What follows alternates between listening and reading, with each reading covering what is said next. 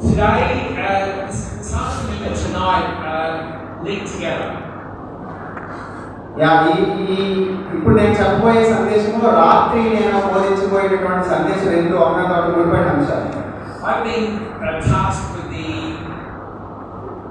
subject of the sovereignty of God and salvation. ఇప్పుడు నేను రక్షణలో దేవుడి సార్వభౌమత్వం అనే అంశాన్ని బోధించబోతున్నాను. And then tonight, Pastor Warren is going to unpack the sovereignty of God more broadly as well. రాత్రి వేళ pastor Warren గారు దేవుడి సార్వభౌమత్వం అనేటటువంటి అంశంలో ఉన్న మిగిలిన కోణాలన్నింటినీ కూడా ఆయన బోధించబోతున్నారు. The verse I'd like to look at is was up on the screen is Psalm 135 verse 6. 135వ కీర్తన 6వ వచనాన్ని మనం ఇప్పుడు చదువుదాం.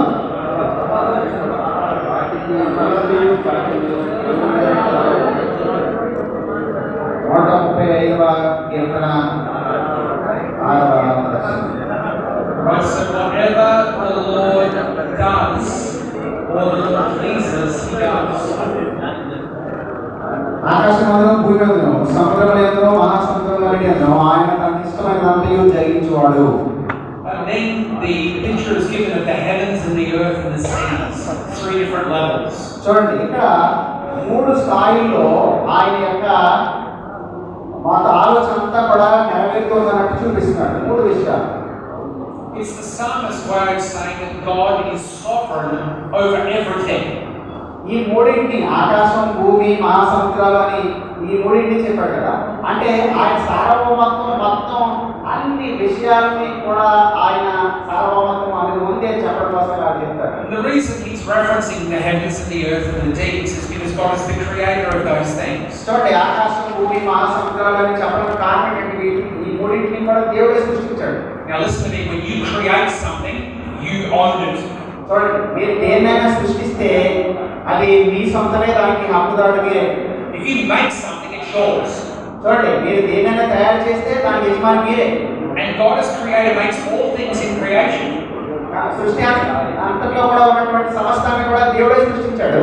Therefore, He is owner of it and sovereign over it all. కాబట్టి సమస్తమైన వాటి కూడా ఆయన యజమానిగా ఉన్నాడు, ఆయనే అధికారంతో పరిపాలిస్తూ ఉంటాడు. So let's have a look at what sovereignty is.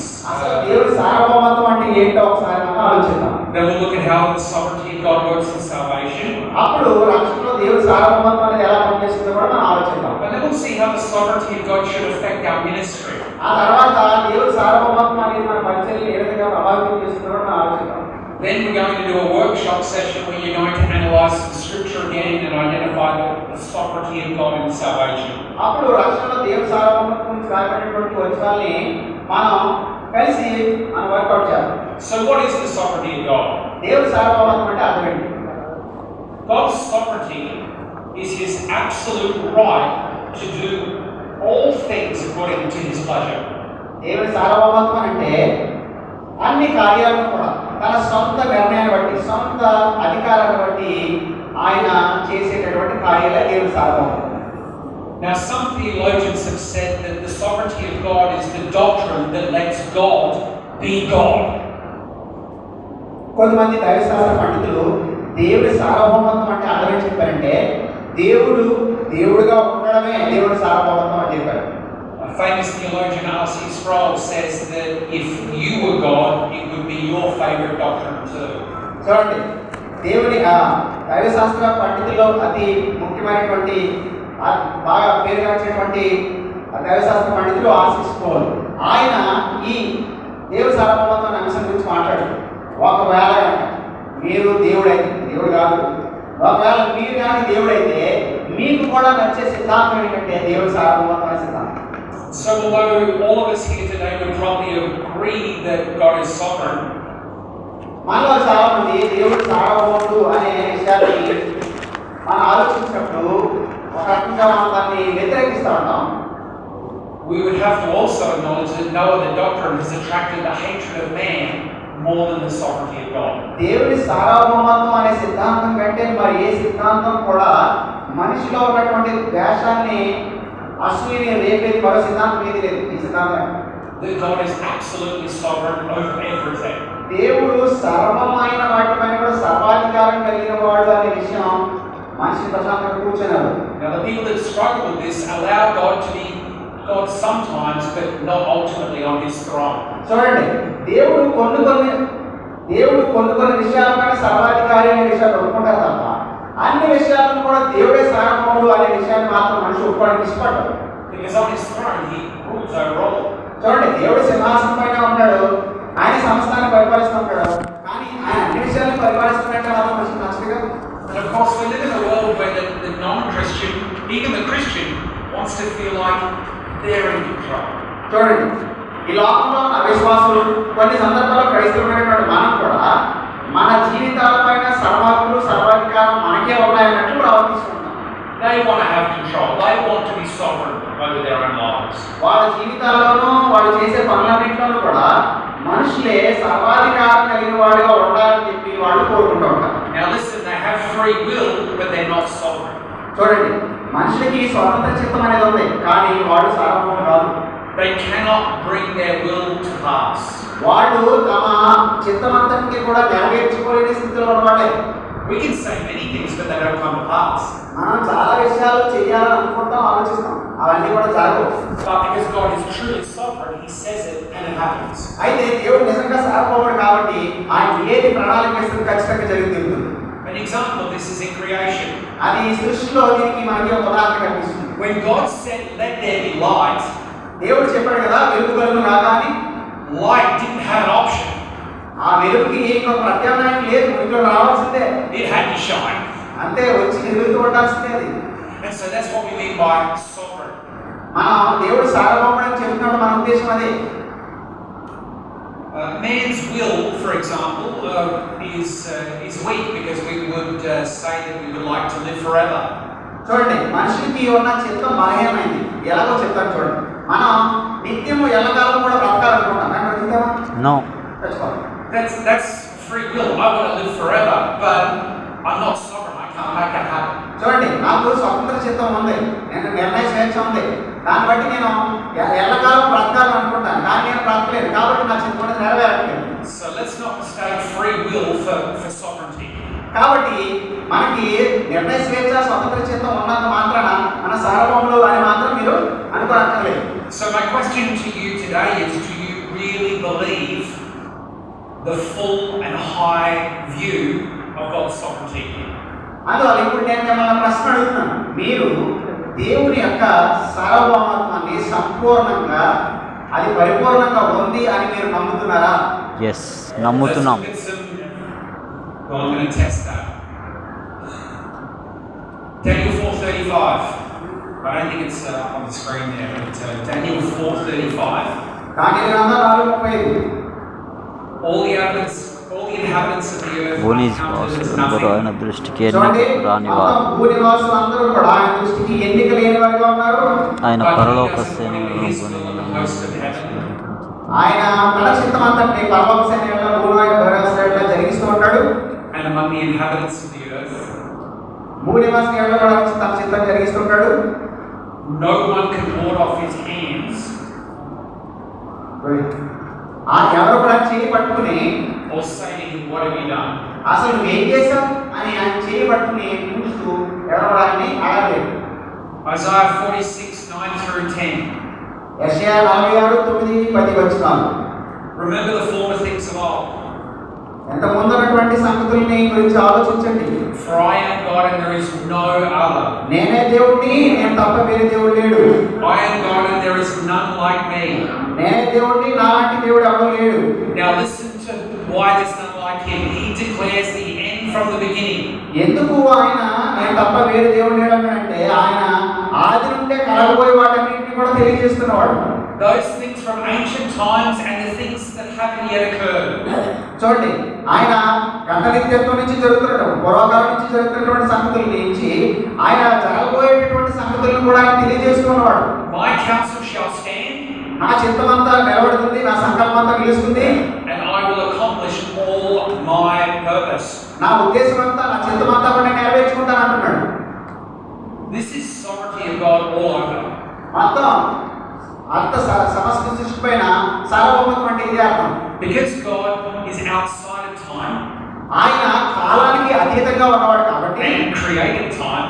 ఆయన సృష్టించబడినటువంటి ఆ సమయానికి అతీతంగా ఉన్నవాడు కాబట్టి, He sees all time in one glance. ఆయన మొత్తం కాలం అంతటిని కూడా ఏదో ఒక చిన్న చుక్కలాగా ఒక డాట్ లాగా He's చూస్తాడు. omniscient. He knows it all. ఆయన అన్ని అంతా తెలుసు, ఆయనకి సమయం అంతా కాలం అంతా. The end from the beginning. ఆయనకి ఆరంభం తెలుసు, అంతము తెలుసు. But he doesn't just know it. ఆయన కేవలం తెలుసుకోవడం మాత్రమే కాదు, He decreed it. ఆయనే నిజానికి ఇదంతటిని కూడా శాసించాడు. ఆయన మాట ద్వారా దాని అంతరంలో తీసుకొచ్చాడు. He wrote the book before it happened. ఆయన ఈ సంగతి లేని జరగడానికి ముందే ఆయన గ్రంథమంతా రాసేసాడు. And if you ever doubt the sovereignty of God, you need to turn to the book of Revelation. చూడండి, మీరు ఒకవేళ దేవుడి సార్వభౌమత్వాన్ని ఎప్పుడైనా కూడా సందేహిస్తే కనుక ఒకసారి పడుకుంటామని చూడండి. Now, I'm not sure what your view is of Revelation, ప్రకటన గ్రంథం గురించి మీ అభిప్రాయాలు ఏమైనా నాకు తెలియదు కానీ, but I think we'd all have to agree that nearly, a lot of it hasn't come to pass yet. అయితే ప్రకటన గ్రంథంలో ఉన్న అనేక విషయాలు ఇంకా జరగలేదు అనే విషయాలు మాత్రం మీరు గుర్తించాలి. But God knows the end. దేవుడికి అంతం తెలుసు అనే విషయాన్ని మీరు అక్కడ చూస్తారు. He knows how it's going to finish. ఆ ప్రపంచం ఎలా ముగిపోతుందో ఆయన తెలుసు. And we need to ask why. ఎందుకు అలా జరుగుతుంది అని మనం అడగాలి. Because He decreed how it would finish. ఈ లోకం అనేది ఎలా అంతం కావాలన్నది ఆయనే ఒక శాసనం చేశాడు కాబట్టి అలా ముగిపోతాం. He declared the beginning from the end. ఆయన ఆరంభం నుంచే అంతాన్ని కూడా ఆయన ముందుగానే ప్రకటిస్తూ ఉన్నాడు. This is why the book of Genesis says, in the beginning. అందువల్లనే ఆదికాండం 1లో మనం ఏం చూస్తామంటే ఆదియందు అనే మాట. Genesis 1:1. ఆదికాండం 1:1. Genesis 1:1. ఆదికాండం అంటే ఒకటి. Oh, no, that's fine. It's just in the beginning, ఎంత right? మిగిలిన ఆదియందు అనే మాట అక్కడ మనకి కనబడుతుంది. And then in the book of Revelation, God declares the end and how that will all come to pass. చూడండి, ప్రకటన గ్రంథానికి వచ్చేటప్పటికి ఇదంతా ఎలా అంతం కాబోతుంది అనే విషయాలన్నీ కనబడుతుంది. And in Job 42 verse 2, I know, Lord, you can do all things and that no purpose of yours can be changed or thwarted. యోబు 42 చూస్తే నీవు సమస్త క్రియలు చేయగలవు, నీవు ఉద్దేశించేది నిష్ఫలం కానే నేను ఎప్పుడు తెలుసుకుంటాను అని చెప్పి యోబు అంటున్నాడు. So we agree, God is sovereign. He does what He wills via His creation. చూడండి, మనకి దేవుడు సార్వభౌముడు తెలుసు. ఆయన ఏదైతే నిర్ణయించుకుంటాడో దాన్ని ఆయన జరిగిస్తూ ఉంటాడు మొత్తం సృష్టి అంతట్లో కూడా. So how does God's sovereignty and man's free will work? చూడండి, ఒక పక్కన దేవుడు సార్వభౌముడు అన్నాడు, అదే సమయంలో మరో పక్కన మనిషి స్వతంత్రం చిత్తగలవాడు అని చెప్పేసి మనం అంటున్నాం. ఈ రెండు కలిసి ఎలా పనిచేస్తాయి? You chose what you had for lunch. You could choose a little bit of this or a little bit of that. It was your choice. చూడండి, మీరు మధ్యాహ్నం భోజనం చేయడానికి వెళ్ళారు. మీరు ఏం తినాలనుకున్నారో తిన్నారు, ఏది వదిలేయాలనుకున్నారో అది వదిలేశారు. ఇప్పుడు నిర్ణయం ఎవరు తీసుకున్నారు? మీరు తీసుకున్నారు, ఎవరు తీసుకున్నారు? మీరే తీసుకున్నారు. But yet God knew you would be here today, that you would be a pastor, that you would be leading a church, and He knows the last day that you will breathe your last breath. చూడండి, అయితే నిర్ణయాలు మీరు తీసుకున్న కనిపించినప్పటికీ కూడా అన్ని కూడా శాసించబడి దేవుడే. మీరు ఇక్కడ వస్తారని, మీరు దేవుడి సేవకులని, అలాగే మీరు ఈ రోజు ఇలాంటి భోజనం చేస్తారని, చివరికి మీ గురించి విషయాలన్నీ చివరికి మీ మరణం కూడా ఆయన ముందుగానే తెలుసు. So again, the question is, how does the sovereignty of God and the free will of man work? చూడండి, అయితే ఇప్పుడు ప్రశ్న ఏంటంటే దేవుడి సార్వభౌమత్వం మనిషి స్వాతంత్రం చెప్తారు రెండు కలిసి ఎలా పనిచేస్తాయి ప్రశ్న. Now up on the board here, you can see the screen. You can see a cruise ship, big boat. చూడండి, పెద్ద ఓడ కనబడతా ఉంది కదా. Its destination has already been predetermined by the proper authorities.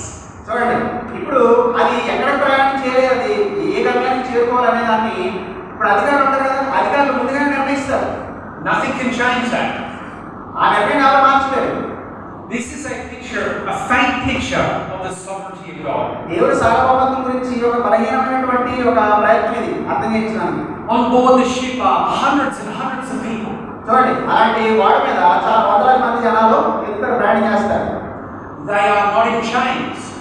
They're not in chains. They're not bound. వాళ్ళు ఆ వాడలో ఉన్న వాళ్ళు ఏమైనా సంఖ్యలతో బంధించబడి ఉంటారా? ఏం లేదు కదా, వాళ్ళు ఫ్రీగానే ఉంటారు. They are completely free to move around and do as they will. చూడండి, ఆ వాడంతట్లో వాళ్ళు ఎక్కడికైనా కూడా తిరుగుతారు. కిందకి వెళ్ళాలి, పైకి వెళ్ళాలి, ఎక్కడికైనా తిరుగుతారు, ఫ్రీగానే తిరుగుతారు. They eat, they sleep, they play. వాళ్ళు తింటారు, నిద్రపోతారు, వాళ్ళు ఆడుకుంటారు, ఆ వాళ్ళనే అన్ని. They read their Bibles. వాళ్ళు బైబిల్ కూడా చదువుతారు అందరూ. And they do all sorts of activities. చాలా రకాలైనటువంటి పనులు అందరూ చేస్తూ ఉంటారు. They do as they please. వాళ్ళకి నచ్చిన విధంగానే వాళ్ళు పని చేస్తారు. But all the while, this great ship is carrying them steadily onward toward that predetermined port. అయితే ఈ అధికారులు అది ఏ గమ్యానికి చేరుకోవాలని నిర్ణయించారో వాళ్ళు ముందుగానే నిర్ణయించినటువంటి ఆ గమ్యానికే చేరుతుంది తప్ప ఇక్కడ ఉన్న వాళ్ళు ఆ గమ్యానికి అక్కడ వేరే గమ్యానికి వెళ్ళిపోతాను అనుకున్నది వెళ్ళదు. So they might feel like they've got sovereignty and freedom, but God is controlling the ultimate destiny of those people. కాబట్టి గమనించండి, వాడలో ఉన్న వాళ్ళు స్వేచ్ఛ నిర్ణయాలు తీసుకున్నప్పటికీ కూడా ఆ వాడ మాత్రం ఎక్కడ చేరుతుంది, అధికారులు ఎక్కడికైతే నిర్ణయించారు అక్కడికి చేరుతుంది. అదేవిధంగా మీరు నిర్ణయాలు తీసుకున్నప్పటికీ కూడా దేవుడు ఏ విధంగా మీరు ఎక్కడికి వెళ్ళాలని నిర్ణయించారు అక్కడికి వెళ్తారు. So in understanding the sovereignty of God, God's not a builder that builds a house and leaves it. Understanding the sovereignty of God, God is not, He doesn't build a house and then leave it. Okay, దేవుడు సార్వభౌమతను అర్థం చేసుకోవాలంటే గమనించండి, దేవుడు ఒక ఇంటి కట్టేసిన నాలుగు వదిలేడు. He's more like a pilot. He steers the ship and takes it to its predestined location. చూడండి, దేవుడు అలా కట్టి వదిలేయకుండా ఇప్పుడు వాడ ఉందనుకోండి, వాడ నావికుడు ఏం చేస్తాడు, ముందుగానే నిర్ణయించిన ప్రకారం అంతా ఆ వాడని ఏ దిశలో మళ్ళిస్తే అది గమ్యానికి చేరుకుంటుందో ఆ దిశలో కూడా తీసుకెళ్తాడు. Now because God controls all things, దేవుడు సమస్తాన్ని కూడా నియంత్రిస్తూ అర్థం చేస్తుంటాడు కాబట్టి there are no accidents. అందువల్ల ఆయన అనుకున్న దానికి వెనక ఏమి జరగవు. There is no such thing as chance or luck. అందువల్ల అదృష్టం దురదృష్టం అనే విషయాలు ఏమీ ఉండవు.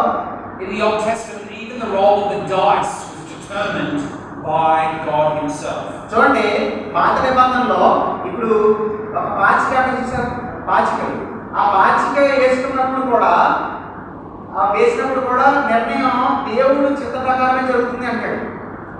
When the Israelites were going into the promised land and they were defeated by a particular tribe, the Israelites were trying to get into the promised land and they were defeated at the Battle of Ai. Okay, ఇప్పుడు ఇశ్రాయేలు ప్రజలు కనాను దేశానికి వెళ్ళేటటువంటి ఆ ప్రయత్నాలు అరణ్యాన్ని చేసిన తర్వాత వాళ్ళు హాయి అని పట్టణంకి వెళ్తారు కదా, ఆయన గెలిచారు ఓడిపోయారు. Yeah, God controlled the lot, the dice, so that it found the exact person in the exact tribe who was found guilty of that sin. చూడండి, ఇప్పుడు ఆ హాయి అనే పట్టణంలోకి వెళ్ళిన తర్వాత అక్కడ శక్తిమైన దాన్ని తీసుకుంటారు కదా ఆకాను. అయితే ఆ ఆకాను దొంగిలించినట్టు మొదలు తెలియదు, కానీ దేవుడు యెహోషువకు చెప్తాడు కదా, ఏ గోత్రం, ఏ కుటుంబం, ఏ వ్యక్తి అని ఖచ్చితంగా వాడు ఆ చీటీలు వేసినప్పుడు ఆ చీటీలు కూడా కరెక్ట్గా యోధాపాత్రం వచ్చేలాగా, పెద్దలో ఒకడు వచ్చేలాగా, తర్వాత ఆకాం వచ్చేలాగా ఖచ్చితంగా దొరికేలాగా చేస్తాడు. So God isn't sovereign over all. He's not God at all. ఒకవేళ దేవుడు సార్వభౌముడు కాకపోతే అసలు ఆయన దేవుడే కాదు. He's either on His throne or not on His throne. చూడండి, అయితే ఆయన సింహాసనం మీద ఉంటాడు లేదా మనం సింహాసనం మీద ఉంటాం. He either has all authority or He doesn't have all authority. ఆయనకి సంపూర్ణమైన అధికారం ఉందని చెప్పాలి, లేదా అసలు ఏ అధికారం లేదని చెప్పాలి. So now we've established the general rule of sovereignty for the Godhead. చూడండి, మొత్తం ఈ త్రియేక దేవుడిలో ఉన్నటువంటి సార్వభౌమత్వం గురించి మనం సాధారణంగా నియమం చెప్పాము. Let's go to point 2 and look at how the sovereignty of God works in saving people.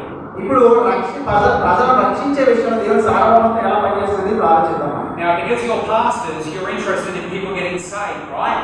చూడండి, మీరు సంఘ కాపరులు కాబట్టి ప్రజలు రక్షణ పొందేటటువంటి విషయం మీకు చాలా ప్రాముఖ్యమైనది, అవునా కదా? And so this is critical that we recognize how God works sovereignly in how He saves people. చూడండి, దేవుడు మనుషుల్ని రక్షించే విషయంలో ఆయన సార్వభౌముడిగా ఎలా పనిచేస్తాడనేది నిజంగా కీలకమైనటువంటి విషయమే. So let's firstly make a statement that if God is sovereign, He will save who He wants to save, and He doesn't need our help. చూడండి, దేవుడు సార్వభౌముడైతే ఆయన రక్షించాలనుకున్న వాళ్ళని రక్షిస్తాడు. రక్షించే విషయంలో ఆయన మన సహాయం అవసరం లేదు. Let me be even clearer. Man cannot save himself. Only God can save someone. చూడండి, మనుషులు తమను తాము రక్షించుకోలేరు, దేవుడు మాత్రమే రక్షించగలడు.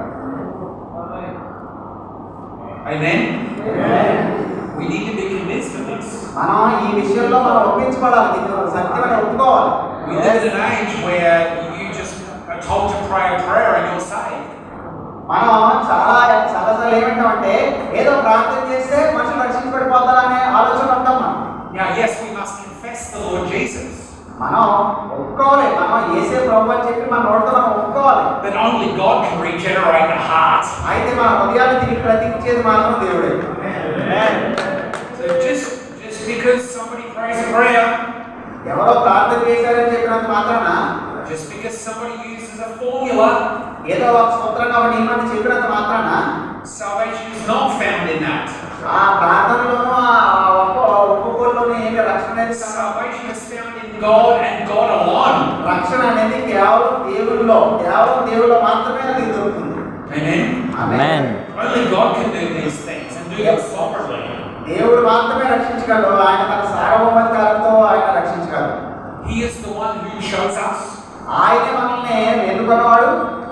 Jesus addresses this. He said, "You did not choose me, but I chose you." ప్రభువైన యేసు అంటున్నాడు, మీరు నన్ను ఏర్పరచుకోలేదు, నేను మిమ్మల్ని ఏర్పరచుకున్నాను అని. You did not choose me. Hang on. I thought I prayed and you accepted me.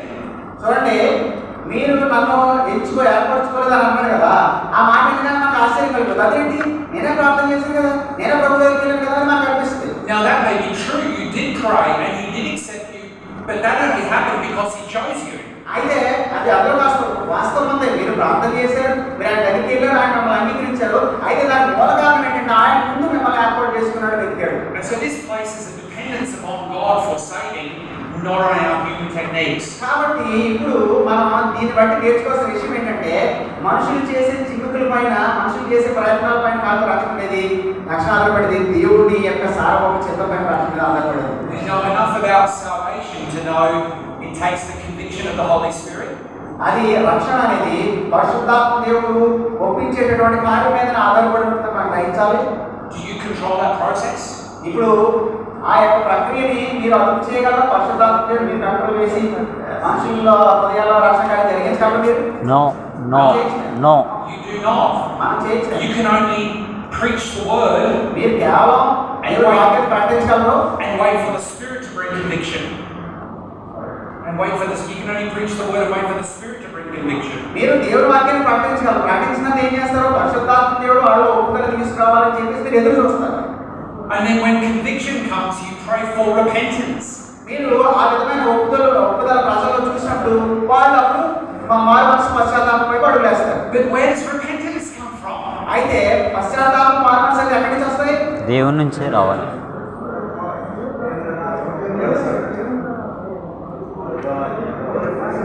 దేవుని Does the person repent? Now they are saying from the person, and some of them are saying by the Holy Spirit. Right, so this is an issue in order. It's an order issue. Okay, ఇప్పుడు So the person is commanded to repent. ఇప్పుడు మనకి ఏమైనా ఆజ్ఞాపించాడు దేవుడు? మీరు మారు మనసు పొందండి, పశ్చాత్తాపండి ఆజ్ఞాపించాడు. But they can only repent with the help of the Holy Spirit. పరిశుద్ధాత్మ దేవుడి సహాయంతో మాత్రమే వాళ్ళు మారు మనసు పశ్చాత్తాపం పొందగలరు.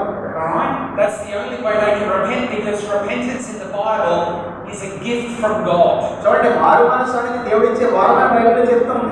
The Bible says that they might be granted repentance. చూడండి, వాళ్ళకి మారు మనసు దేవుడు అనుగ్రహించవచ్చును అనే మాట మన బైబిల్లో కనబడుతుంది. When you're granted something, it's given to you. It's a gift. చూడండి, ఏదైనా మీకు అనుగ్రహించబడింది అంటే అది ఒక వరమే, అదొక బహుమానమే. So the only thing you're in control of is faithfully preaching God's word and trusting that the Spirit will act, give the gift of repentance, and then that God might change the heart. చూడండి, మీరు నేను చేయగలిగిందల్లా దేవుడి వాక్యాన్ని నమ్మకంగా ప్రకటించిన తర్వాత పరిశుద్ధాత్మ దేవుడు ఏ హృదయంలోనైతే ఈ మారు మనసు అనేటటువంటి వరాన్ని వాళ్ళని అనుగ్రహిస్తారో వాళ్ళు మారు మనసు పొందుతారు. కాబట్టి ఆ సమయం వరకు మనం వెయిట్ చేయడం తప్ప ఎదురు చూడడం మనం చేయగలిగేది లేదు. Psalm 37 verse 39, the salvation of the righteous comes from the Lord. కీర్తన 37 చూస్తే యెహోవా నీతిమంతుల రక్షణకు రక్షణ ఆధారం. Lamentations 3:26. వినవాక్యాలు 3:26. It is good that a man should both hope and quietly wait for the salvation of the Lord. నన్ను ఆశకి యెహోవా గురించి రక్షణ కోరుతూ కనిపెట్టడం మంచిది అని అంటున్నాడు. Notice you must wait for God to save someone. చూడండి, మనమే దేవుడు ఒక వ్యక్తిని రక్షించే వరకు కూడా మనం ఎదురు చూస్తూ ఉండాలి. In fact, I believe as pastors we should never tell somebody after they've prayed or done something that they are saved. ఇప్పుడు మనం సేవకులుగా మనం చేయకూడదు ఒక పని ఏంటంటే, ప్రజలు ఏదో ప్రార్థన చేస్తారు, వాళ్ళు ఏదో కొన్ని మాటలు చెప్తారు, మనం అడగకూడదు మీరు రక్షణ పొందారా లేదా అని. We should encourage them that they have repented, that they have prayed. మనం వాళ్ళని ప్రోత్సహించాలి, మీరు విశ్వసించండి, మీరు మారు మనసు పొందండి, పశ్చాత్తాపడండి మనం ప్రోత్సహించాలి. But we must wait for the fruit of repentance to be seen. అయితే మనం దేనికోసం చూడాలంటే ఆ మారు మనసుకు తగినటువంటి ఫలాలు వాళ్ళ జీవితంలో కనబడాలి అనే విధంగా మనం చూడాలి, ఎదురు చూడాలి. If they pray and you tell them they're now a Christian and there's no fruit, you might give them false hope, false assurance. చూడండి, వాళ్ళ కొన్ని మాటలే చెప్పారు, కొన్ని ప్రార్థనలే చేశారు, కానీ వాళ్ళ జీవితంలో రక్షణ అంటే ఆ విశ్వాసానికి ఫలం, ఆ మారు మనసుకి ఫలాన్ని చూడకుండానే మీరు రక్షణ పొందేశారని చెప్పేసాం అనుకోండి, మనం వాళ్ళ రక్షణ పొందకుండా రక్షణ పొందేశారని సర్టిఫికేట్ ఇచ్చి ఒక అబద్ధమైనటువంటి నిరీక్షణ వాళ్ళు కలిగిస్తాం. Amen. Amen. So although God is sovereign, మన ప్రభు దేవుడు సర్వభౌముడు, God still uses means. అయితే దేవుడు సర్వభౌముడైనా కూడా ఆయన కొన్ని మార్గాలను ఉపయోగించుకుంటాడు. And that primary means is the preaching of the good news of Jesus Christ. అయితే ఆ మార్గాలు ఒకటేంటంటే ప్రభు యేసుక్రీస్తు గురించినటువంటి సువార్తను ప్రకటించడం. The way people were saved has never changed in the whole of the Bible. చూడండి, మొత్తం బైబిల్ అంతటి కూడా చూస్తే మనుషులు రక్షించబడేటటువంటి విధానంలో మార్పు అసలు ఏమీ మార్పు కాలేదు. People were saved in the Old Testament the same way they were saved in the New Testament. చూడండి, పాత నిబంధనలోను కొత్త నిబంధనలోను మనుషులందరూ కూడా ఒకే విధంగా రక్షించబడ్డారు. By faith in Christ alone. అది ఆ రక్షణ ఎలా తెలుసా? పాత నిబంధన కొత్త నిబంధన ప్రభు అయిన యేసుక్రీస్తునందు విశ్వాసం ద్వారానే రక్షణ. Jesus says, Abraham saw my day and rejoiced and was glad in it. చూడండి, ప్రభు అయిన యేసు అబ్రహాము గురించి మాట్లాడుతూ, అబ్రహాము నా దినాన్ని చూస్తాను అని నీకు ఆశపడ్డాడు, ఆ దినాన్ని చూసి సంతోషించాడు, నీకు సంతోషించాడు అన్నాడు. He saw that a Messiah was coming. Messiah వస్తాడు అనే విషయాన్ని అబ్రహాము ముందుగానే విశ్వాసంతో చూశాడు. And God gave him faith because that's where faith comes from. చూడండి, దేవుడు అబ్రహాముకి విశ్వాసాన్ని ఇచ్చాడు, ఆ విశ్వాసాన్ని బట్టి రక్షణ అనేది అతనికి కలిగింది. And all the Old Testament saints look forward to the symbols and the types and the sacrifices. చూడండి, పాత నిబంధనలో ఉన్న భక్తులందరూ కూడా కొన్ని సూచనల ద్వారా, ముంగుర్తుల ద్వారా, కొన్ని కోరికల ద్వారా రాబోయేటటువంటి రక్షకుల గురించి ముందే చూశారు. And they put their faith not in those things but what it pictured in Christ. చూడండి, అంటే ఆ సూచనల్ని, ఆ గుర్తుల్ని నమ్మకుండా రాబోయేటటువంటి రక్షకుని ఎందే వాళ్ళు విశ్వాసం ఉంచారు. And so we look back now in the New Testament and see what faith has done in Christ. చూడండి, మనం అనుకోండి వాళ్ళ ముందు చూస్తే మనమేమో గత చరిత్ర వైపు చూస్తున్నాం. అయితే మనం గత చరిత్రలో యేసుక్రీస్తునందు చేసిన కార్యం చూసి మనం విశ్వసిస్తున్నాం. And in every case of salvation in human history, it was an act of the sovereign God regenerating the human heart. అయితే ఏ కాలంలోనైనా సరే దేవుడు తన సార్వభౌమ చిత్తంతో మృతమైనటువంటి మనుషుల హృదయాన్ని తిరిగి బ్రతికించడం ద్వారానే ఆయన రక్షణ కార్యం చేస్తూ ఉన్నాడు. So God has decreed every person that will be saved. God has decreed every person that will be saved. దేవుడు ఎవరు రక్షించబడాలనే విషయంలో దేవుడు ముందుగానే ఒక నిర్ణయం తీసుకున్నాడు. Everyone he has chosen ఆయన ఎవరైతే ఏర్పాటు చేసుకున్నాడో వాళ్ళు ఖచ్చితంగా రక్షణ పొందుతారు. to be saved in Christ. క్రీస్తునందు మాత్రమే వాళ్ళు రక్షణ పొందుతారు. And God can do this because he is sovereign. ఆయన సార్వభౌముడు కాబట్టి ఆయన ఈ విధంగా రక్షించుకోగలరు. Paul tells us, who is the clay to say back to the potter, why have you made me this way? పౌలు అంటాడు కదా రోమపత్రిక 9వ అధ్యాయంలో, రూపించబడినది తను రూపించిన వారితో నన్ను ఎందుకు ఇలా రూపించామని చెప్పి అడగలుగుతుందా? We have no right to question God's sovereignty, his wisdom, his counsel. దేవుని యొక్క సంకల్పాన్ని, దేవుని సార్వభౌమత్వాన్ని, దేవుని యొక్క జ్ఞానాన్ని ప్రశ్నించడానికి మనకి ఏ హక్కు కూడా లేదు. You write this down, Romans 9:18. రోమ 9:18 రాసుకోండి. So then, God has mercy on whoever he wills, ఆయన ఎవరిని కనికరిస్తాడు, and he hardens whoever he ఆయన wills. ఎవరిని కట్టిపరచాలంటే వారిని కట్టిపరుస్తాడు. God can save whoever he wills, ఆయన ఎవరిని రక్షించాలనుకుంటే వారిని రక్షిస్తాడు. or he can pass over whoever he wills. ఆయన ఎవరినైతే దాటిపోవాలనుకుంటాడో వాళ్ళందరినీ దాటిపోతాడు. And we say, well, that's not fair. అయితే ఇప్పుడు మనం ఒక ప్రశ్న అడుగుతాం, ఇందులో న్యాయం ఎక్కడుందండి అని. Why does God get to save some and not others? చూడండి, దేవుడు అందరినీ కూడా రక్షించవచ్చు కదా, మరి ఆయన ఎందుకు కొద్దిమందిని రక్షిస్తాడు? This is where we must go back to the attributes of God. ఎప్పుడే మనం దేవుని యొక్క గుణలక్షణాల గురించి మనం మళ్ళీ ఒకసారి ఆలోచించాలి. God wants to show off both his mercy and grace, దేవుడు తన యొక్క కృపా కనికరాలని చూపించాలనుకుంటున్నాడు. and on the other hand he wants to show off his wrath and his justice. మరోవైపున దేవుడు తన ఉగ్రతని, న్యాయాన్ని కూడా చూపించాలనుకుంటాడు. When you understand the whole glory of God and the sovereignty of God in these things, you understand really how we're truly saved. చూడండి, దేవుడిలో ఉన్నటువంటి ఈ మహిమంతటిని, ఈ గుణలక్షణాలన్నింటినీ కూడా మీరు అర్థం చేసుకున్నప్పుడు ఒకరిని రక్షించడానికైనా ఒకరిని శిక్షించడానికైనా కూడా ఆయనకి సంపూర్ణమైన అధికారం ఉంది అని గుర్తిస్తారు. If there was no sin, if there was no hell, where would God's justice be? We wouldn't know it. చూడండి, పాపం అనేది లేకపోతే, నరకం అనేది లేకపోతే ఆయన న్యాయాన్ని ఆయన ఒకరిని ఎలా చూపిస్తాడు? This is why God allowed Adam and Eve to sin, so that we would know His mercy and His grace. We would never know His mercy and grace without that.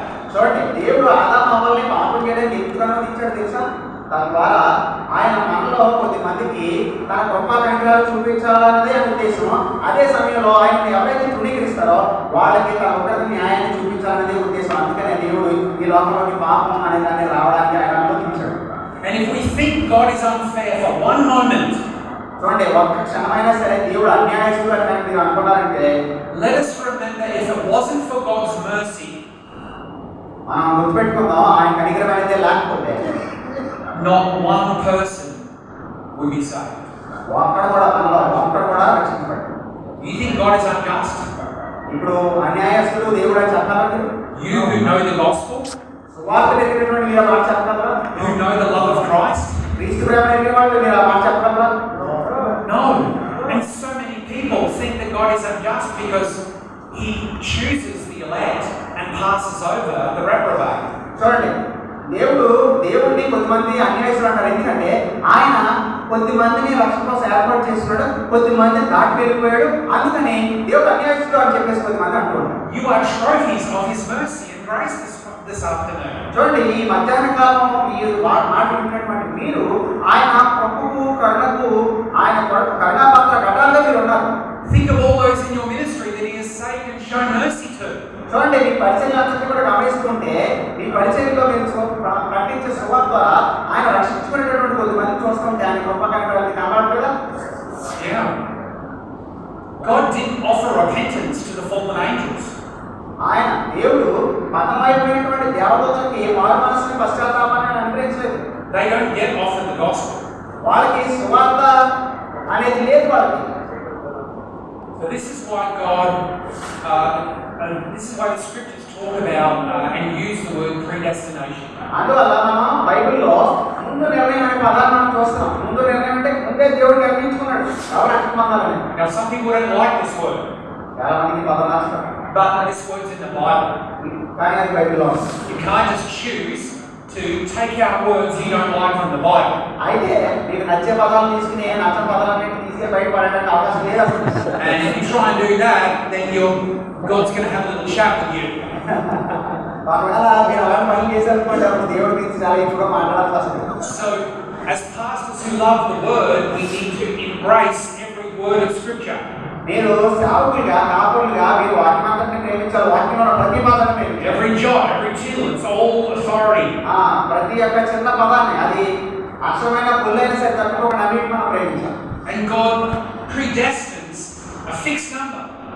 చూడండి, దేవుడు ముందుగానే ఎంతమంది పరలోకానికి వెళ్తారనే విషయాన్ని ముందే నిర్ణయించాడు. Remember the book of Isaiah. He's declared the beginning from the end. అక్షయ గ్రంథంలో ఉన్నటువంటి విషయాన్ని గమనించండి. నేను జరగబోయే వాటిని నేను సాధిస్తాను అన్నాడు. This is Scripture interpreting Scripture. కాబట్టి లేఖనాలకి అర్థం లేఖనాలే చెప్తాయి. This is why God has a book. అందువల్లే దేవుడికి ఒక గ్రంథం ఉంది. It's called the Book of Life. దాన్నే జీవగ్రంథం అంటారు. And in that book of life is every person whom Christ came and died for, Old Testament and New Testament. చూడండి, ఆ జీవగ్రంథంలో ఉన్నాయి తెలుసా? పాత నిబంధనలో కానీ కొత్త నిబంధనలో కానీ ఎవరెవరు రక్షణ పొందాలి, ఎవరు రక్షణ పొందుతారనే విషయాన్ని ముందుగానే ఆ జీవగ్రంథంలో మీరు రాసేసారు. Dear pastors, that book is written. It's written. ఆ గ్రంథంలో ఆల్రెడీ ఆయన పేరు ముందే రాసేసాడు. It's not being written. అది ఇంకా ఇప్పటికీ ఆయన రాసుకున్నారని మనం పొరపాటుపడకండి. God has already decreed the beginning from the end. ఆయన ముందుగానే ఏది సృష్టించడానికి ముందుగానే సృష్టి ఎలా ఉందని దాన్ని ముందుగానే రాస్తాడు. He doesn't have to wait to find out if somebody's going to repent or not. చూడండి, ఆయన ముందుగానే ఎవరు రక్షణ పొందారనే విషయం రాశాడు కాబట్టి ఎవడ రక్షణ పొందాడా, ఎవడ మానసు పొందాడా, ఎవడ విశ్వాసం ఇస్తాడా అనేది ఎదురు చూడటం. That means God has to learn. It means He's not omniscient. చూడండి, ఒకవేళ కనుక అలాగా దేవుడు కనుక ఎదురు చూస్తూ ఎవరు రక్షణ పొందాడు, ఎవరు పొందాడు లేదు ఆయన గురించి ఆశీర్వాదం ఉన్నాడు అనుకోండి, ఆయన అన్ని తెలిసినటువంటి సలహాకి రావడం ఆయన మాట్లాడే అవుతాడు. If you think God has to wait to find out who's going to be saved and who's going to choose him, you don't have the God of the Bible. If you don't have the God of the Bible if you think he's waiting to find out who's actually going to choose him and who isn't. Okay, చూడండి, ఎవరు రక్షణ పొందుతారు ఎవరు రక్షణ పొందరు అనే విషయాల కోసం ఆయన ఎదురు చూస్తూ కనిపెడుతూ ఉన్నాడు అనుకోండి. దాన్ని బట్టి రక్షణ పొందని బట్టి సంతోషపడిపోయి ఎవరైతే రక్షణ పొందంటే దాన్ని చూసి దొక్కపడిపోయాడు అనుకోండి, ఆయన మన బైబిల్లో కనబడేటటువంటి దేవుడే కాదని. God doesn't learn anything. He knows it all. ఆయనకి అన్నీ తెలుసు. ఆయన ఏమీ నేర్చుకోవాల్సినటువంటి అవసరం లేదు. ఎవరు రక్షణ పొందారు ఎవరు రక్షణ పొందారు అని ముందే తెలుసు. And it's because of that I believe that nobody can be taken out of the book of life. అందువల్లనే మనం ఏం నమ్ముతామంటే దేవుడి జీవగ్రంథంలో ఉన్నటువంటి పేర్లు ఒక్కటి కూడా తొలగించబడవు. No one. ఒక్కటి కూడా తొలగించబడవు.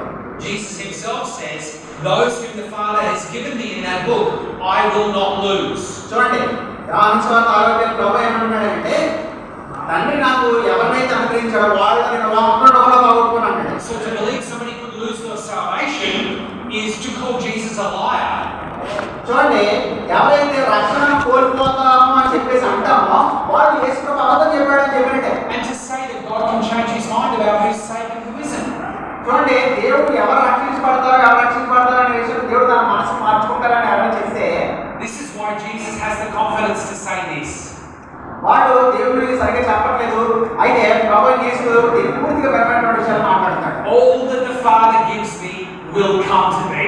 చూడండి ఏమన్నాడు, ఎవరైతే తండ్రి నాకు అనుగ్రహించారో వాళ్ళందరూ కూడా నా దగ్గరికి వస్తారన్నాడు. And him that comes to me I will in no wise cast out. అయితే ఎవరైతే నా దగ్గరికి వస్తారో వాళ్ళని ఎంత మాత్రం కూడా నేను తోసివేయను. Did you get that? ఆ విషయం నీకు అర్థమవుతుందా? Hallelujah. Hallelujah. We can trust the Lord with people's salvation. రక్షణ విషయంలో, ప్రజల రక్షణ విషయంలో మనం ప్రభువుని నమ్మొచ్చు. Their salvation doesn't depend on you. వాళ్ళ రక్షణ మీ మీద ఆధారపడి లేదు. He saved them and he will keep them. ఆయన రక్షిస్తాడు, ఆయన వాళ్ళని కాపాడతాడు. Your job is to point them to the Lord Jesus, to continue to preach the high and holy view of the Lord to them. అయితే మీ బాధ్యత ఏంటంటే దేవుడిని అత్యున్నతమైనటువంటి దేవుడిగా మహోన్నతిగా నమ్మకంగా ప్రకటించుకునే ఆ ప్రజల్ని రక్షణ పొందమని చెప్పి ప్రలాసించడం తప్ప రక్షించే పరిమాణం దేవుడు. Great, let's have a look now at how the sovereignty of God works in our ministry. చూడండి, మన పరిచర్యలో దేవుడి యొక్క సార్వభౌమత్వం అనేది ఎలా పనిచేస్తుందనే విషయాన్ని ఇప్పుడు మనం ఆలోచిద్దాం. Now there are two types of Christians you're going to meet in ministry. చూడండి, మన పరిచర్యలో మనం రెండు రకాలైనటువంటి వ్యక్తులు మనం కలుసుకుంటూ ఉంటాం. Those who truly understand this doctrine and those who don't. వాళ్ళలో కొంతమంది ఎవరంటే దేవుడి వాక్యంలో ఉన్నటువంటి సిద్ధాంతాన్ని సంపూర్ణ అర్థం చేసుకున్నాడు, కొంతమంది అయితే కొంతమంది అర్థం చేసుకున్నాడు మనకి ఎదురవుతున్నారు. Those who believe God really does rule over everything and those who don't think he really does. చూడండి, కొంతమంది ఏమంటారంటే దేవుడు సమస్తాన్ని పరిపాలించేవాడు, అన్నిటిపైన కూడా ఆయన సర్వాధికారం ఉందని నమ్ముతారు. కొంతమంది ఆయన అలా చేయడం నమ్ముతారు. Which one are you? అయితే మీరు ఈ రెండింటిలో ఏ బుక్లో ఉన్నారు మీరు? Do you believe all in the Bible means all? ఇప్పుడు బైబిల్లో అందరూ అన్ని అనే మాట ఉన్నాయి కదా, దానికి అర్థం అందరూ అన్ని అనే మీరు నమ్ముతారా? Psalm 115 verse 3. 115:3. Our God is in the heavens. He does all that he pleases. మా దేవుడు ఆకాశంలో ఉన్నాడు, తనకి ఇచ్చ వచ్చినట్టుగా సమస్తము ఆయన చేస్తున్నాడు అంతే. God controls all things from heaven. Amen.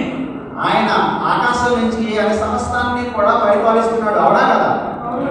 Psalm 103 verse 19. 103వ కీర్తన 19లో వచ్చింది. The Lord established his thrones in the heavens. యెహోవా ఆకాశమందు తన సింహాసనాన్ని స్థిరపరిచాడు, And his kingdom rules over all. ఆయన అన్నిటి మీద రాజ్య పరిపాలన చేస్తున్నాడు. Does all mean all? ఇక్కడ కూడా సమస్తము అంటే సమస్తం అని అర్థమా? అన్నిటి మీద అంటే అన్నిటి మీద అర్థమా? Do you believe it means all things entirely? మొత్తం అన్నిటి మీద అన్నప్పుడు మొత్తం అన్ని విషయాలు అందులో వస్తున్నాయని మీరు నమ్ముతున్నారా? All things totally and exhaustively? మొత్తం సమస్తము కూడా అందులోనే ఉన్నాయి అని మీరు నమ్ముతున్నారా? In fact, if there is anything outside of God's control, he's not God. చూడండి, ఏదైనా సరే ఆయన పరిపాలనకి ఆయన కంట్రోల్కి దూరంగా బయట ఉంది అని అన్నారనుకోండి, ఆయన దేవుడే అవడం. Once you begin to realize that God is ultimately ruling and controlling all things, చూడండి, సమస్తాన్ని కూడా ఆయన తన చిత్త ప్రకారంగా తన సార్వభౌమ సంకల్పంతో పరిపాలిస్తున్నాడు అని కనుక మీరు నమ్మితే it should change the way that you pray. మీరు ప్రార్థన చేసే విధానం మారిపోవాలి. It should change the way that you trust Him. మీరు ఆయన నమ్మే విధానం మారిపోవాలి. Now you still have to work. మీరు పని చేయాలి, పని మానేయకూడదు. You still have to do what you need to do. మీరు చేయాల్సిన పనులన్నీ కూడా మీరు చేయాలి. You still have to obey the word of God. దేవుని వాక్యానికి మీరు ఇంకా లోబడుతూనే ఉండాలి. But because God is sovereign, you trust Him with the result. అయితే దేవుడు సార్వభౌముడు కాబట్టి మీరు మీ సమస్తముతో, మీ అంతరంగంలో ఉన్న సమస్తముతో మీరు ఆయన నమ్మాలి. You contribute to the result, but you don't determine the result. చూడండి, మీరు ఆ ఫలితాన్ని మార్చడం కోసం మీరేమి ఖచ్చితంగా ఏం పని చేయనక్కర్లా. కాకపోతే మీరు ఆజ్ఞాపించబడ్డారు కాబట్టి మీరు పని చేస్తూ ఉండాలి. Alright? You are now set free from that burden of having to perform and generate things. చూడండి, మీరు నేను కూడా ఆ భారం నుంచి ఏది అన్ని మనమే చేయాలి, అన్నింటినీ కూడా మనమే నెరవేర్చాలి అనేటటువంటి భారం నుంచి మనం నిజానికి విడుదల పొందాలి. You trust that if the Lord is building a house, that your labor won't be in vain. చూడండి, మనకి ఒక కీర్తన అంటాడు కదా, యెహోవా ఇల్లు కట్టించని ఎడల కట్టేవారి ప్రయాస వ్యర్థం. You still need to labor, but God is the one who builds the house. అయితే మీరైతే ప్రయాసపడాలి, కానీ ఇంటిని కట్టేవాడు మాత్రం దేవుడే. దేవుడే.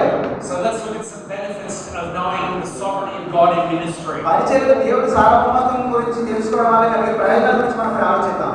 It will affect the way you pray. మీరు ప్రార్థన చేసే విధానం అనేది ప్రభావితం చేస్తుంది. You can pray big God prayers now. You can pray big God prayers. చూడండి, మీరు దేవుడి సార్వభౌమత్వం అర్థం చేసుకుంటే మీరు ప్రార్థిస్తున్నది అత్యంత భీకరుడైనటువంటి దేవుడికి అనే విషయం మీకు మీలో మార్పు తీసుకొస్తుంది. Asking God in humility, knowing that only He controls the outcome. చూడండి, మనం దీనత్వంతో మనం ప్రార్థన చేస్తూ, దేవా అత్యంత భీకరుడైన దేవా, నువ్వు మొత్తం రాబోయే కాలం అంతటినీ కూడా, పరిస్థితులన్నింటినీ కూడా, ఫలితాలన్నింటినీ కూడా నువ్వే ప్రభావితం చేస్తావు అనే దృక్పథంతో ప్రార్థన చేయాలి. Lord, I know that you are great and almighty, and in myself I can accomplish nothing. చూడండి, మనం ఏం ప్రార్థించాలంటే, దేవా నువ్వు సర్వశక్తిమంతుడైన దేవుడు, అత్యంత భీకరుడైనటువంటి దేవుడు, నేను సామాన్యుడిని కాబట్టి నాకు నేనుగా ఏమి చేసుకోలేను. We see again a high view and a low view of ourselves. చూడండి, దేవుడి అత్యున్నతమైనటువంటి సింహాసనం మీద చూస్తూ మనల్ని మనం ఎలా చూసుకోవాలి అలాగే చూసుకుంటాం.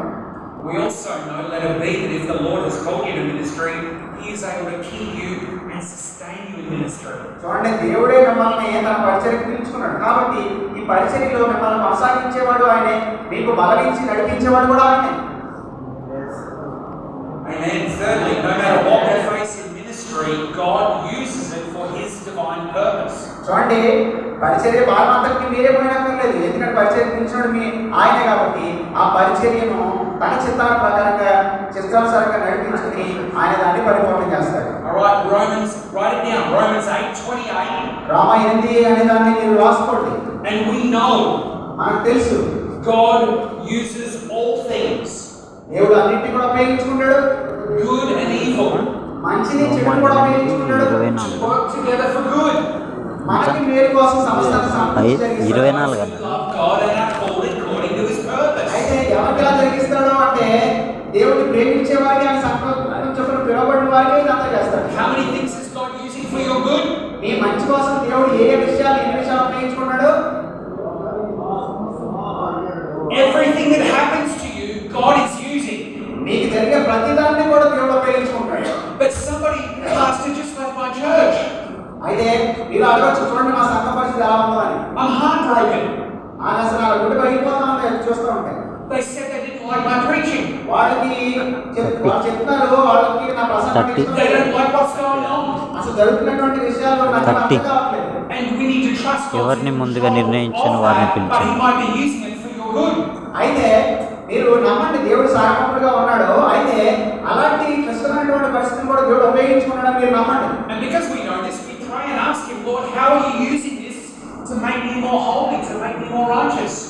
అయితే దేవా, ఇప్పుడు ఈ పరిస్థితులన్నింటినీ కూడా నన్ను మరింత పరిశుద్ధిగా, మరింత నీతిమంతుగా తీర్చడానికి అన్ని ఉపయోగించుకున్నావా, అతను అలాగే చేస్తామని చెప్పేసి మనం ఆయన నమ్మాలి. The next point, the sovereignty of God encourages evangelism. చూడండి, దేవుడి యొక్క సార్వభౌమత్వం తెలుసుకుంటే అది ఏం చేస్తుందంటే అది మనల్ని సువార్థికమైన విషయంలో మనం ప్రోత్సహిస్తుంది. I heard people say to me that, well, because God's already chosen, I don't have to do anything. చూడండి, He knows. దేవుడు అంటే కొంతమంది ఏమంటారంటే దేవుడు ఎవరు రక్షణ పొందాలనే విషయంలో దేవుడు ముందుగానే నిర్ణయించేస్తున్నాడు కాబట్టి అసలు స్వార్థ ప్రకటించడం లేదు అంటారు. But it's because He has chosen people, and we know there are still people, a definite people to be saved. We need to go. చూడండి, దేవుడు ఎవరిని రక్షించుకోవాలనుకుంటా ముందే నిర్ణయించుకున్నాడు, కానీ వాళ్ళు ఎవరు మనకు తెలుసా? మనకు తెలియదు. కాబట్టి మన అందరికీ సువార్త ప్రకటించాల్సిన అవసరం ఉందంతే. Yeah, the doctrine of election should promote evangelism. కాబట్టి దేవుడు ఏర్పాటు చేసుకున్నాడు అనేటటువంటి సిద్ధాంతం మనల్ని సువార్తలో ఇంకా మనం రోషంతో ఆసక్తితో ముందుకెళ్ళడానికి ప్రోత్సహించాలి. Secondly, or again, God's sovereignty will allow certain things so that people can learn the hard way. God will, చూడండి, దేవుడి సార్వభౌమత్వం అనేది కష్టాల్లో కూడా మనం కొన్ని కొత్త పాఠాలు నేర్చుకుంటాము అనే విషయాన్ని ప్రజలకు నేర్పిస్తుంది. Proverbs 16:9. Roma 16:9. The heart of man plans his way. సామెతలు 16:9. Proverbs 16:9. Yeah. The heart of man plans his way. మనుషుల హృదయంలో అనేక ప్రణాళికలు అనేక ఆలోచనలు జరుగుతూ ఉంటాయి. But the Lord establishes his steps. అయితే దేవుడు అతని అడుగులను కూడా ప్రభువే ఆయన కంట్రోల్ చేస్తూ ఉంటాడు. And the king's heart is in the hand of the Lord. యెహోవా చేతిలోనే రాజు యొక్క హృదయం నీటి కలవలా ఉంది. He turns it wherever he wants. ఆయన తన చిత్తవృత్తి చొప్పున దాన్ని తిప్పుతూ ఉంటాడు. So God's sovereignty even works with those things that people are resisting. చూడండి, దేవుడి మార్గాన్ని వ్యతిరేకించే వాళ్ళని కూడా దేవుడు తన సార్వభౌమ చిత్తంతో కంట్రోల్ చేస్తూ ఉంటాడు. The sovereignty of God in our next point should make our preaching and teaching God-centered, not man-centered. చూడండి, దేవుడి సార్వభౌమత్వం అనేటటువంటి సత్యం మన జీవితాలను మన పరిచర్యలను కూడా మానవ కేంద్రితమైనటువంటి పరిచర్య కాకుండా దైవ కేంద్రితమైనటువంటి పరిచర్యగా చేయాలి. The sovereignty of God for our people needs to be preached. They need to hear it. They need to know about it. చూడండి, దేవుడి సార్వభౌమత్వం అనేటటువంటి సిద్ధాంతాన్ని ఆ బోధన మన ప్రజలు వినాలి, దాన్ని మనం వాళ్ళకి బోధించాలి. There can be no greater doctrine that can comfort you in the middle of a storm than to know that God's in control. చూడండి, ఒక భయంకరమైనటువంటి తుఫాను మన జీవితంలో ఉన్నప్పుడు దేవుడి సార్వభౌమత్వం అనే సిద్ధాంతం తప్ప మనల్ని ఆదరించేటటువంటి సిద్ధాంతం బైబిల్ మనకు లేదు. They need to know that although they face tragedy, God still is working good through it somehow, even they don't see it yet. చూడండి, ప్రజలు చాలా విచారకరమైనటువంటి పరిస్థితుల్లో ఉన్నప్పుడు దేవుడే సర్వాన్ని కూడా పరిపాలిస్తున్నాడు అనేటటువంటి సత్యాన్ని వాళ్ళు తెలుసుకున్నప్పుడు వాళ్ళు ఎంతగానో ఆదరించబడతారు. Those who deny the sovereignty of God can't offer their church those assurances that God is in control. చూడండి, ఎవరైతే దేవుడి సార్వభౌమత్వాన్ని నమ్మకం ప్రకటించో అప్పుడు ఇలాంటి కష్టమైనటువంటి పరిస్థితులు ప్రజలు ఎదుర్కొన్నప్పుడు వాళ్ళని ఓదార్చడానికి ఆదరించడానికి ఏం చెప్తారు సందేశం మన దగ్గర ఉండదు. They make excuses for God. Oh, we're sorry. Bad things happen, and God didn't see that one coming. చూడండి, ఎవరైనా కష్టాలు ఇలాంటి బాధాకరమైనటువంటి పరిస్థితులు ఎదురొచ్చినప్పుడు అయ్యో దేవుడు కూడా ఇది తెలిసి ఉండదులే, దేవుడి దృష్టిలో కూడా ఇది వచ్చి ఉండదులే అనే విధంగా వాళ్ళు మాట్లాడుతూ ఉంటారు. They try and make God look good by making excuses for Him. చూడండి, దేవుడి పక్షంగా వాళ్ళు సాకులు చెప్తూ దేవుడిని చాలా గొప్పగానే చూపించడానికి వాళ్ళు ప్రయత్నం చేస్తూ ఉంటారు. This is very dishonoring conduct. కానీ నిజానికి ఇది దేవుడిని చాలా అగౌరవపరిచేటటువంటి బోధ. The sovereignty of God should also make the cross of Christ unspeakably glorious. చూడండి, దేవుడి సార్వభౌమత్వం అనేటువంటి సిద్ధాంతం యేసు ప్రభు యొక్క శిలువను అత్యంత భయంకరమైనటువంటి విధానంలో అది చూపిస్తుంటారు. We've already looked at Romans 8:28, haven't we? మనం ఆల్రెడీ రోమా 8:28 గురించి మనం మాట్లాడుకున్నాం. We know God causes all things, good and evil, to work out according to His plan. చూడండి, దేవుడే మంచిని చెడును కూడా తన ప్రణాళిక అన్నింటినీ కూడా తన సంకల్పాన్ని కూడా నెరవేర్చుకోవడానికి ఉపయోగించుకుంటాడు. But I need you to consider this for a moment. అయితే ఒక క్షణం దీని గురించి ఆలోచించాలని కోరుతున్నాను. Because some of you don't believe God can take evil and use it for good. మీలో కొంతమంది అనుకుంటారంటే దేవుడు ఒక జరిగేటటువంటి ఒక చెడు సంగతిని తీసి దేవుడి కోసం వాడతాడని మీలో కొంతమంది నమ్మరు. This is the true test that God is ultimately sovereign. దేవుడు నిజంగా సార్వభౌముడు అనడానికి ఇది నిజమైనటువంటి పరీక్ష. Let's go to the most evil, wickedest, event in all human history. చూడండి, మానవ చరిత్ర అంతట్లో అత్యంత దారుణమైన దుర్మార్గమైనటువంటి చర్య ఏంటి? Do you know what it was? అదేంటో తెలుసా మీకు? అత్యంత దుర్మార్గమైనటువంటి పని, అత్యంత నీచమైన పని, ఏమైనా పని. The crucifying of our Lord. చూడండి, మన ప్రభువుని శిలువ వేయడం అనేది ఈ మానవ చరిత్ర అంతట్లో అత్యంత దుర్మార్గమైనటువంటి పని. Innocent, sinless, condemned to death. చూడండి, నిర్దోషి అయినవాడు, నిష్కల్మషుడైన వాడు, ఏ పాపం ఎరిగిన వాడు ఒక నేరస్తులాగా సిలువ వేయబడటం అంటే మానవ చరిత్ర అంతట్లోకి అత్యంత విచారకరమైన దుర్మార్గమైనటువంటి పని. The crucifying not just of Jesus of Nazareth, the crucifying not just of Jesus of Nazareth, but the very Son of God in flesh. చూడండి, వాళ్ళు కేవలం నజరేయుడైనటువంటి యేసు అనే ఒక మానవుడిని కాదు సిలువ వేస్తుంది, దేవుని కుమారుని వాడు సిలువ వేస్తున్నారు. And God took that most evil event అత్యంత దుర్మార్గమైనటువంటి ఆ చర్యను దేవుడు తీసుకుని and used it for your salvation, అది మీ రక్షణ కోసం దేవుడు ఉపయోగించాడు, for your good. మీ మేలు కోసం ఉపయోగించుకుంటాడు. Hallelujah. Is God not in control of everything? ఆయన అన్నింటినీ కూడా కంట్రోల్ చేయగలిగినటువంటి దేవుడు. God orchestrated salvation, therefore He makes the call on who is saved. కాబట్టి దేవుడు రక్షణ అనేటటువంటి ప్రణాళిక అంతటినీ కూడా ఆయన నిర్వహిస్తూ ఉంటాడు. కాబట్టి ఎవరు రక్షించబడాలి, ఎప్పుడు రక్షించబడాలి అనే విషయాలు ఆయనే చూసుకుంటాడు. And then finally, the sovereignty of God sweetens our trials. చూడండి, దేవుడు సార్వభౌమత్వం అనేటటువంటి సిద్ధాంతం మన శ్రమల్లో మనకి నిజానికి చాలా ఆదరణ వాదన ఇస్తూ ఉంటాడు. Think of Joseph for a moment. అసలు యోసేపు పరిస్థితుల అంశాలు ఆలోచించండి. All the evil and wicked things that happened to him.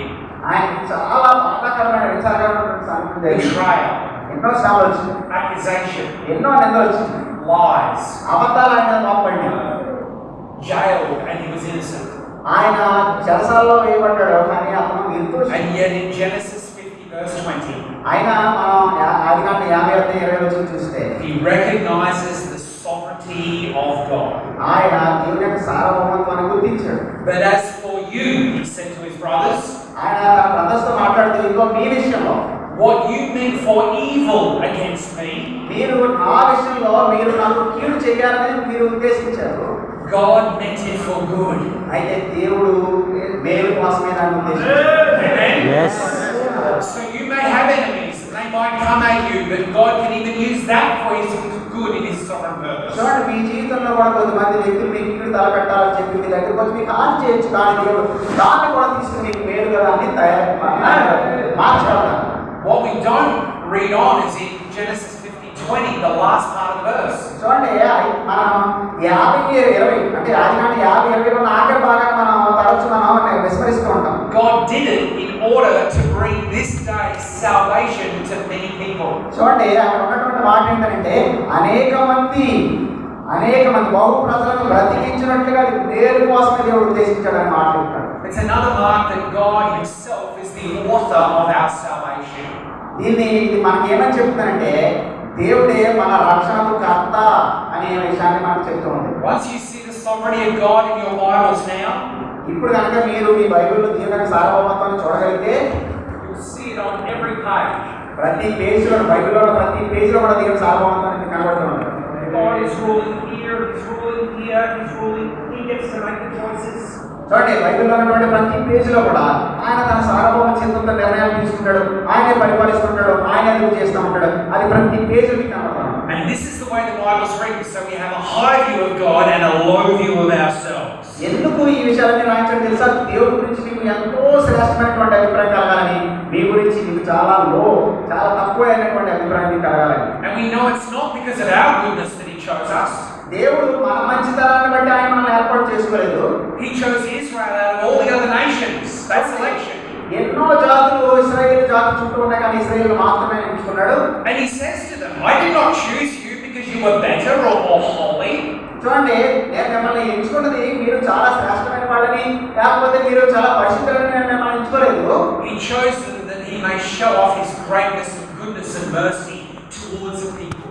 చూడండి, తన ప్రజల యొక్క తన మంచితనాన్ని కృపని కనికరాన్ని చూపించడానికి దేవుడు వాళ్ళు ఇచ్చుకోవడం తప్ప వాళ్ళ గొప్పతనం పెట్టాలి. And friends, you know now we might not be Jews in the room, but the plan of salvation that God decreed would ultimately go from Jew to Jew and Gentile. చూడండి, ఇక్కడ ఉన్న మీరు ఎవరు కూడా యూదులు అని నేను అనుకోవట్లేదు, కానీ అన్ని జరిగినప్పటికీ కూడా దేవుడు రక్షణ అనే దాన్ని ముందు యూదులకు, ఆ యూదుల నుంచి అన్ని జనులకు కూడా రక్షణ కావాలని దేవుడు ముందుగానే నిర్ణయించాడు. And now we the Gentiles, the promise that would go from family to family, from nation to nation, are inheritors of this wonderful sovereign salvation of God Almighty. చూడండి, మనందరం కూడా అన్ని జనులమే, కానీ చూడండి యూదుల నుంచి వచ్చినటువంటి రక్షణ ఒక కుటుంబం నుంచి ఇంకో కుటుంబానికి, ఒక ప్రాంతం నుంచి ఇంకో ప్రాంతానికి, ఒక దేశం నుంచి ఇంకో దేశానికి, అలా మొత్తం ప్రపంచం అంతా కూడా విస్తరిస్తుంది. ఈనాడు మనం రక్షణ పొంది మన దేవుడిని ఆరాధిస్తున్నాం. So tonight we're going to do a part 2 of this. ఈ రాత్రి మనం దేవుడి సార్వభౌమత్వం అనే విషయంలో రెండవ భాగాన్ని మనం ఈ రోజు మన రాత్రి మనం ధ్యానం చేస్తాం. Pastor Warren will be teaching that tonight, so you should come back for that definitely. మీరందరూ తప్పనిసరిగా రండి. పాస్టర్ వారిని గారు దేవుడి సార్వభౌమత్వం అనే విషయంలో రెండవ భాగాన్ని ఆయన బోధించబోతున్నారు.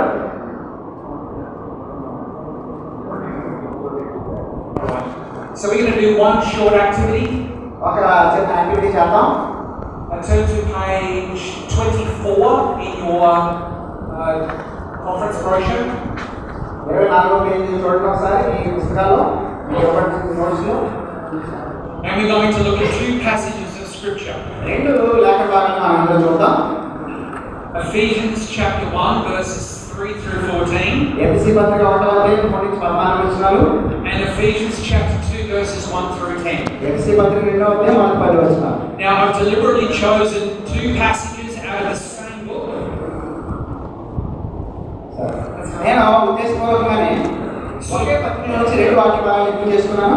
So you know this doctrine is coming in context. These are verses that are complementing one another. చూడండి, ఈ దేవుడి రక్షణలో దేవుడి సార్వభౌమత్వం అనే సిద్ధాంతాన్ని చాలా స్పష్టంగా మనం ఈ వాక్య భాగం నుంచి చూస్తాం. ఇదేమి నేను బయట నుంచి తీసుకుని ఆ వాక్యం నుంచి చూస్తున్నాను. So we're going to get this side of the room here.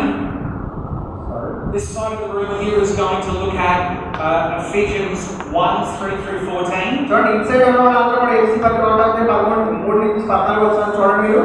Alright, and this side of the room is going to look at Ephesians chapter 2 verses 1 through 10.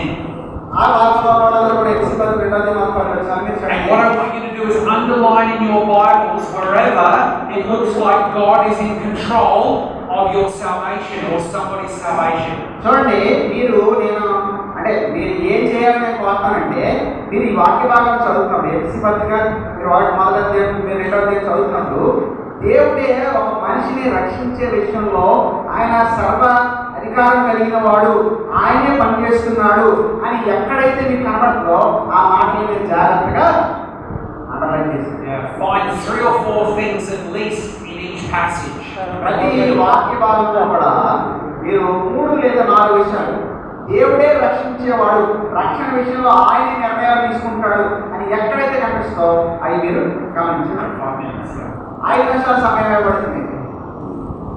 ఎవరు సాక్షిగా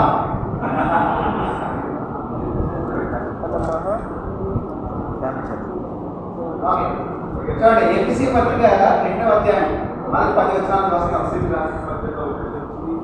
ఈ గ్రూప్లో ఉన్నవాళ్ళు మనం చేసింది ఏముంది, దేవుడు చేస్తున్నది ఏముంది.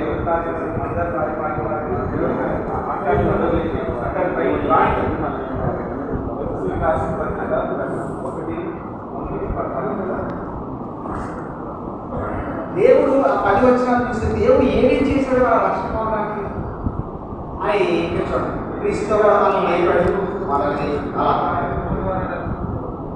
అలాంటివి ఏవైతే ఉన్నాయో అవన్నీ బట్టి నోట్ చేయండి. కరుణా సంపన్నుడయ్యండి. Would you ask them to note them down in their notebooks? Would you ask them to note them down?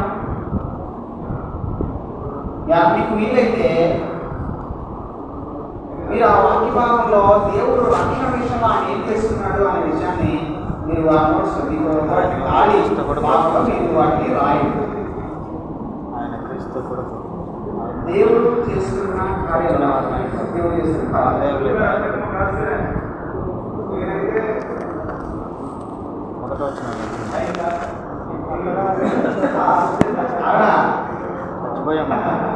ఆయనే మమ్మల్ని సార్వభౌమ ఆయన త్వరగా అదే ఆయన